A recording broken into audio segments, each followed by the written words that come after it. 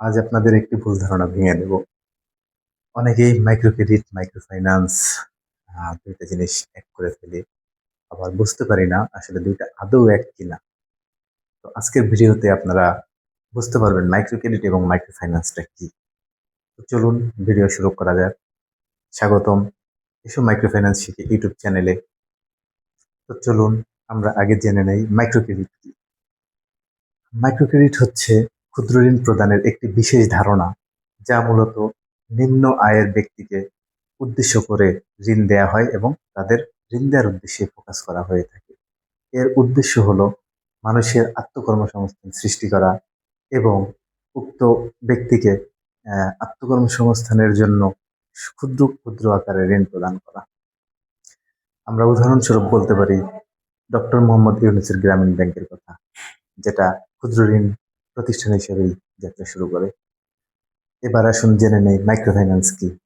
Micro finance হচ্ছে একটি ব্যাপক ধারণা, যেটা সাধারণত ঋণ, সঞ্চয়, বীমা, প্রশিক্ষণ সহ নানান সামঞ্জস্য জিনিস নিয়ে, সামগ্রিক জিনিস নিয়ে কাজ করে থাকে। যেমন আমরা বলতে পারি আশা, ব্র্যাক, গ্রামীণ ব্যাংকের কিছু কিছু ক্ষেত্রে হিট বাংলাদেশ, জাগরণী চক্র ফাউন্ডেশন, উক্ত প্রতিষ্ঠানগুলো সাধারণত মাইক্রো ফাইন্যান্সের সিস্টেমে কাজ করে থাকে।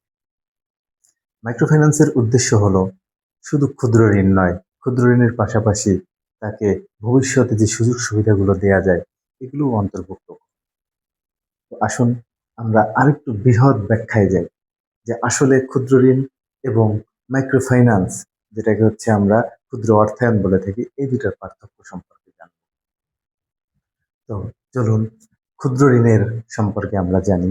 ক্ষুদ্র ঋণের পরিসর হচ্ছে শুধুমাত্র ছোট ছোট আকারে ঋণ প্রদান করা। এর লক্ষ্য হচ্ছে আত্মকর্মসংস্থান সৃষ্টি করা এবং দীর্ঘমেয়াদে এই নিম্নবিত্ত মানুষদেরকে অর্থনৈতিক উন্নয়নে সহায়তা করা। অন্যদিকে মাইক্রো ফাইন্যান্সের লক্ষ্য হচ্ছে ব্যাপক আকারে সেবা ও অন্যান্য সুযোগ সুবিধা প্রদান করা, দীর্ঘমেয়াদী সুযোগ সুবিধা দেয়া, সঞ্চয়ের পাশাপাশি বীমা, পেনশন, ডিপিএস ও অন্যান্য আনুষঙ্গিক নানান ধরনের সুযোগ সুবিধা মাইক্রো ফাইন্যান্স দিয়ে থাকে। এবং মাইক্রো ফাইন্যান্সের ধারণাটি অত্যন্ত ব্যাপক। বিভিন্ন ফিনটেক কোম্পানি, যেমন মোবাইল কোম্পানি, সফটওয়্যার কোম্পানি, এসব কোম্পানিও মাইক্রো ফাইন্যান্সের অন্তর্ভুক্ত। এই ফিনটেক কোম্পানিগুলো মাইক্রো ফাইন্যান্সকে বৃহৎ আকারে নিয়ে যেতে সহায়তা করছে। মাইক্রো ক্রেডিট মূলত এনজিও, সমবায় সমিতি ও বিশেষায়িত সংস্থা দ্বারা পরিচালিত হয়ে থাকে। অন্যদিকে micro finance bank, NGO, fintech company দ্বারা পরিচালিত হয়ে থাকে।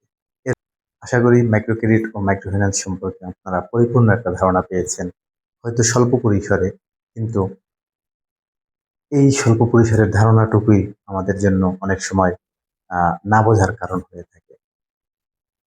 আপনাদের যদি কোনো মতামত থাকে কমেন্টে জানাবেন, লাইক শেয়ার করতে ভুলবেন না। সবাইকে পরবর্তী পর্ব দেখার জন্য আমন্ত্রণ রইল।